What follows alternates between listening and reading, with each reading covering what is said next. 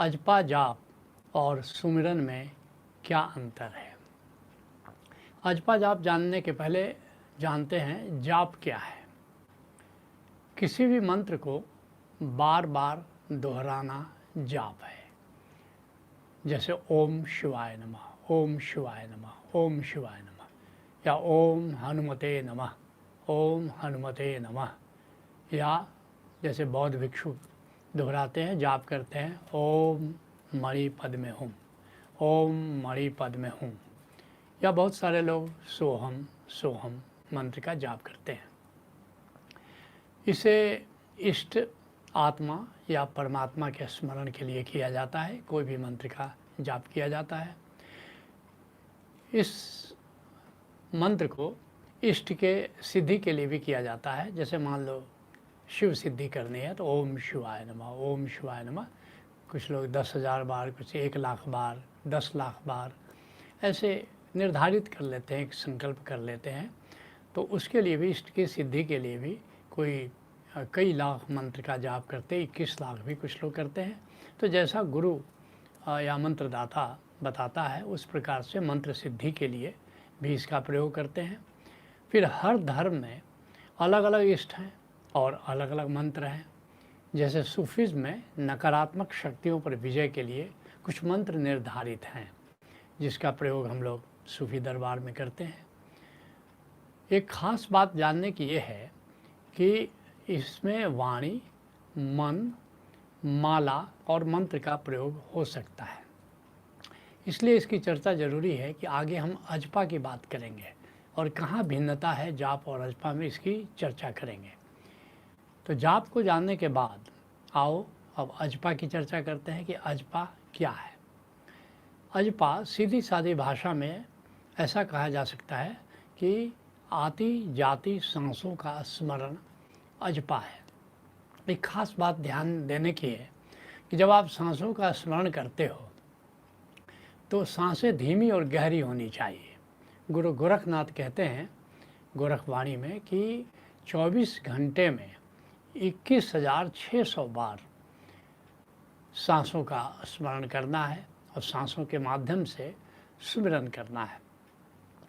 एक और बात है कि 21,600 बार अगर 24 घंटे में आप गणना करेंगे, कैलकुलेट करेंगे तो पाएंगे 1 मिनट में 15 बार। अर्थात जो भी अजपा की साधना करते हैं उनके लिए ज़रूरी है कि 1 मिनट में 15 से ज़्यादा बार सांसें नहीं लें। करीब करीब 7 से 15 बार ऐसा उसकी रफ्तार है 1 मिनट में। बौद्ध धर्म में या बौद्ध साधना में इसे आनापान सति योग कहते हैं। आनापान सति योग विपस्सना का हिस्सा है। विपस्सना क्या है? विपस्सना 6 प्रकार की है। पहला देह सति योग, देह में कुछ बेचैनी है, कष्ट है, उसका स्मरण करो, उसके प्रति जागो। दूसरा क्या है? विचार सति योग, विचार के प्रति जागो। तीसरा क्या है? भाव सति योग, जो तुम्हारे भीतर भाव की तरंगें पैदा हो रही है उसके प्रति जागो। चौथा क्या है? शून्य सति योग, जो निराकार है, शून्यता है, उसके प्रति जागो, जिसको सामान्य भाषा में हम ध्यान कहते हैं। पांचवा क्या है? शब्द सति योग, अब जो ओंकार है, अनाहत नाद की जो गूंज हो रही है उसके प्रति जागो। छठा क्या है? आनापान सति योग। आनापान सति योग का मूल रूप है पानापान सति योग। पान मतलब सांस जो लेते हो, अपान मतलब जो सांस छोड़ते हो। तो हर आती हुई सांस, हर जाती हुई सांस, उसका स्मरण बना रहे, इसको आनापान सति योग कहते हैं और इसी को अजपा कहते हैं। दोनों में भेद नहीं है।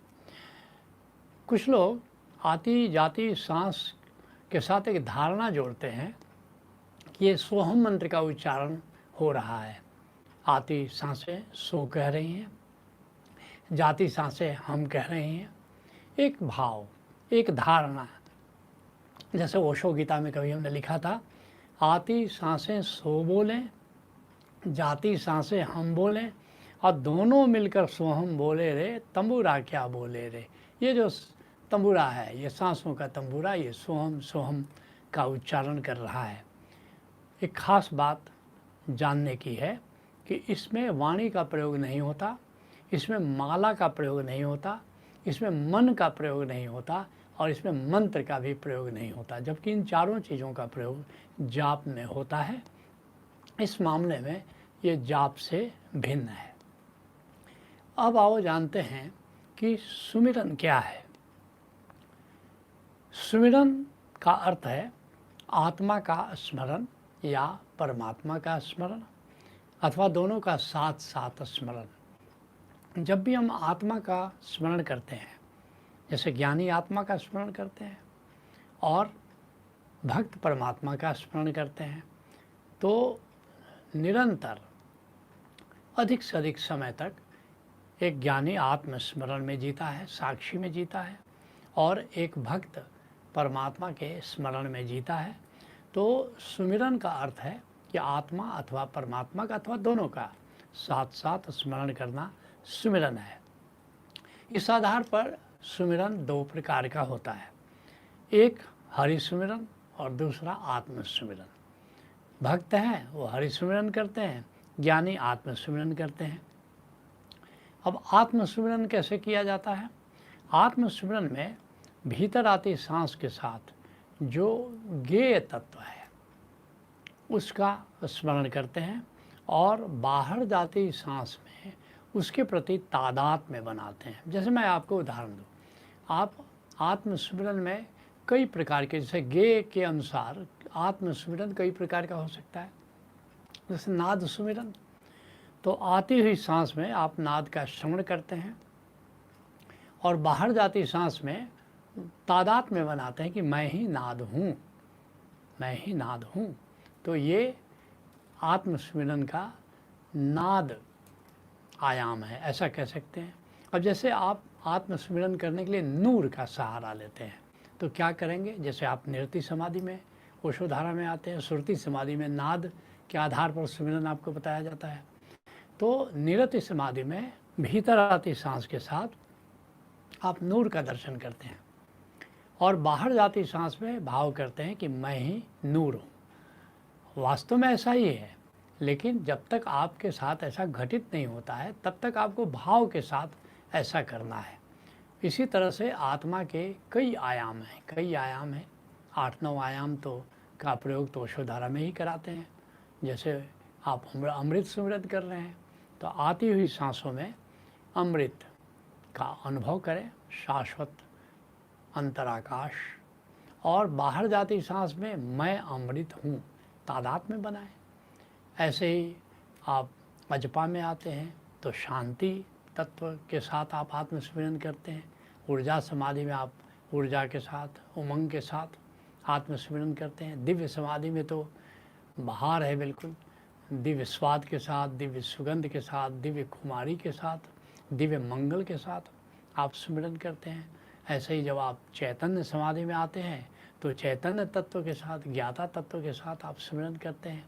ऐसे ही जब आप और आगे आनंद समाधि में जाते हैं तो फिर आती हुई सांस में आनंद का अनुभव करते हैं और बाहर जाती सांस में मैं आनंद हूँ उसके साथ तादात्म्य बनाते हैं। ऐसे ही प्रेम समाधि में जब आते हैं तो आते ही सांस में उस दिव्य प्रेम का अनुभव करते हैं और बाहर जाती सांस में प्रेम के साथ तादात्म्य बनाते हैं कि मैं प्रेम हूँ, दिव्य प्रेम मुझसे अलग नहीं है, मेरी आत्मसत्ता का हिस्सा है। इस तरह से आत्मस्मरण के ये नाना प्रकार के आयाम हैं जिसे ज्ञानी आत्मस्मरण करते हैं। ऐसे ही हरि सुमिरन में क्या करते हैं? हरि सुमिरन और आगे की बात है। आती हुई सांस में जो प्रकट ब्रह्म है, जो पार ब्रह्म है, उसका अनुभव करते हैं, उसका स्मरण करते हैं और फिर बाहर जाती सांस में आत्मा का अनुभव करते हैं, आत्म सुमिरन करते हैं। तो इस तरह से हरि सुमिरन में आत्म सुमिरन जुड़ जाता है। बिना आत्म सुमिरन के हरि सुमिरन अधूरा है, हरि सुमिरन आप नहीं कर सकते हैं। तो इस तरह से ब्रह्म सुमिरन या हरि सुमिरन इस प्रकार करते हैं। तो इस तरह आपने जाना कि जाप क्या है, आपने जाना कि अजपा क्या है। अब जानते हैं और ये भी जाना कि सुमिरन क्या है। तो अब आपको ये भेद समझना बड़ा आसान होगा कि फिर अजपा और सुमिरन में अंतर क्या है। पहली बात तो आप ये जानें कि अजपा में मन का प्रयोग नहीं होता। इस बात की मैंने पहले भी चर्चा की कि जैसे माला है, वाणी है, मन है, मंत्र है, उसका प्रयोग नहीं किया जाता। तो ये इस तरह से ये जो 5 मुख्य अंतर आपको बताने जा रहा हूँ। पहली बात कि अजपा में मन का प्रयोग नहीं होता, जबकि सुमिरन में मन का प्रयोग होता है, क्योंकि सुमिरन करता कौन है? ये मन ही सुमिरन करता है। इसीलिए सारे संतों ने अपने मन को समझाया है कि अय मेरे मन, क्यों नहीं सुमिरन तुम करते? क्योंकि सुमिरन तो मन ही करेगा। जिसके लिए गुरु तेग बहादुर जी कहते हैं, सुमिरन कर ले मेरे मना, तो ही बीती उम्र हरिनाम बना। अय मेरे मन, तू सुमिरन क्यों नहीं करता? उम्र बीती जा रही है, क्यों नहीं तो सुमिरन प्रभु का करता? क्यों विश्वों में भटक रहा है? क्यों संसार के राग में तू पड़ा हुआ है? तो पहला मुख्य अंतर अजपा और सुमिरन में ये है। दूसरा जो मुख्य अंतर है कि अजपा सांसों का स्मरण है, सांसों के प्रति जागना है, जबकि सुमिरन ब्रह्म का स्मरण है या कि आत्मा का स्मरण है। ये मुख्य अंतर अजपा और सुमिरन के बीच है। तीसरा जो मुख्य अंतर है कि अजपा वो भक्ति का पूर्वार्ध है, जबकि और क्या है, जबकि जो सुमिरन है वो भक्ति का उत्तरार्ध है। अर्थात दोनों अंत में जुड़ते हैं। अर्थात पहले अजपा की साधना होती है, फिर ब्रह्म की साधना होती है।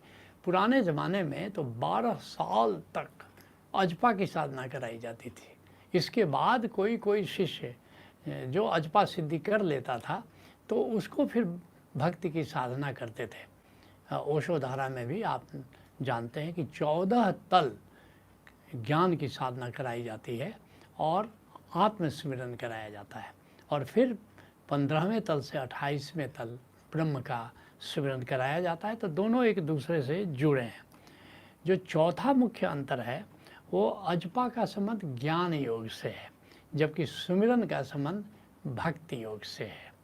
और पांचवा जो मुख्य अंतर है वो ये है कि अजपा में मंत्र का प्रयोग नहीं होता, जबकि सुमिरन में अधिकतर मंत्र का प्रयोग होता है। क्योंकि आती जाती सांसों के साथ अगर आप मंत्र को जोड़ते हैं तो निश्चित रूप से सुमिरन प्रगाढ़ होता है। जैसे ओशोधारा के सभी साधक जानते हैं कि ओम हूँ मंत्र के साथ हम सुमिरन करते हैं, ओम हूँ मंत्र का हम प्रयोग करते हैं सुमिरन में। तो ये 5 मुख्य अंतर हैं अजपा और सुमिरन में। इस प्रश्न पर चर्चा को हम यहीं विराम देते हैं।